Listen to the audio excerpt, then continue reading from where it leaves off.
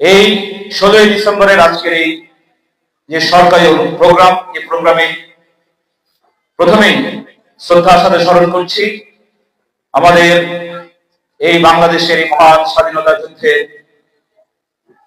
যিনি ডাক দিয়েছিলেন, মহান স্বাধীনতার ঘোষক, বহুদলীয় গণতন্ত্রের প্রবক্তা, আধুনিক বাংলাদেশের উপকার, ইতিহাসের রাখাল রাজা, শহীদ রাষ্ট্রপতি জিয়াউর রহমানকে স্মরণ করছি।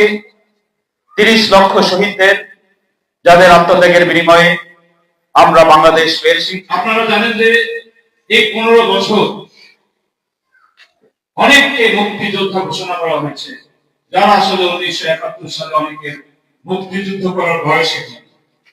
কিছুদিন আগে এই অন্তর্বর্তীকালীন সরকারের মুক্তিযোদ্ধা মন্ত্রণালয় থেকে বলা হয়েছে যে 2200 মুক্তিযোদ্ধার নাম গ্যাজেটে রয়েছে, তারা আসলে প্রকৃত মুক্তিযোদ্ধা নয়, অনেকে তাদেরকে ভুয়া মুক্তিযোদ্ধা বলে, এবং সেই যারা ভুয়া মুক্তিযোদ্ধা তাদের নাম এই মুক্তিযোদ্ধার তালিকা থেকে বাদ দেওয়া হবে। আপনারা অনেকে শুনেছেন যে আমাদের দল থেকে আগামী দিনে কিভাবে যদি জনগণের ভোটে আমরা রাষ্ট্র ক্ষমতায় আসি, কিভাবে বাংলাদেশ পরিচালিত হবে তার জন্য 31 দফা প্রণয়ন করা হয়েছে। আপনারা যারা 31 দফা পড়েছেন, আমি একটা মিনিটে বলছি। 31 দফার মধ্যে 21 নম্বর দফা আছে। সেখানে বলা হয়েছে 1971 সালে স্বাধীনতা যুদ্ধে যারা যার যার অবদানের রাষ্ট্রীয় স্বীকৃতি প্রদানের ব্যবস্থা করা হবে। রাষ্ট্রীয় উদ্যোগে নিবিড় জরিপের ভিত্তিতে মুক্তিযুদ্ধের শহীদদের একটি তালিকা প্রণয়ন করা হবে এবং তাদের যথাযথ রাষ্ট্রীয় মর্যাদা ও স্বীকৃতি প্রদান করা হবে। এই তালিকার ভিত্তিতে শহীদ মুক্তিযোদ্ধার পরিবারের কল্যাণার্থে নীতি প্রণয়ন এবং বাস্তবায়ন করা হবে। মুক্তিযোদ্ধাদের তালিকা যাচাই বাছাই করে একটি সঠিক তালিকা প্রস্তুত করা হবে।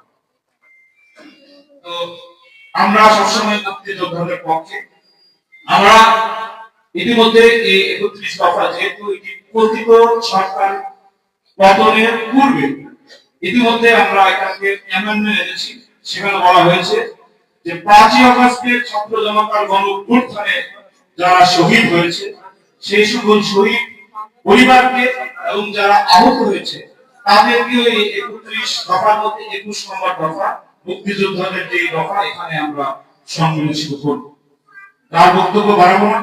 আপনাদের এই বীর মুক্তিযোদ্ধাদের আমরা শুভেচ্ছা জানাই। আপনাদের এই জীবন বাজি রেখে, পরিবারকে ছেড়ে, সন্তানদের ছেড়ে, তাদেরকে পেছনে রেখে আপনারা রণাঙ্গনে জীবন বাজি রেখে যুদ্ধ করে বাংলাদেশকে স্বাধীন করেছেন। আপনাদের অবদান আমরা চিরদিন মনে রাখবো, চিরস্মরণীয় থাকবে। আপনারা সূর্য সন্তান, আপনাদের এই অসামান্য অবদানকে আমরা শ্রদ্ধা জানিয়ে আমার বক্তব্য শেষ করছি। আল্লাহ হাফেজ।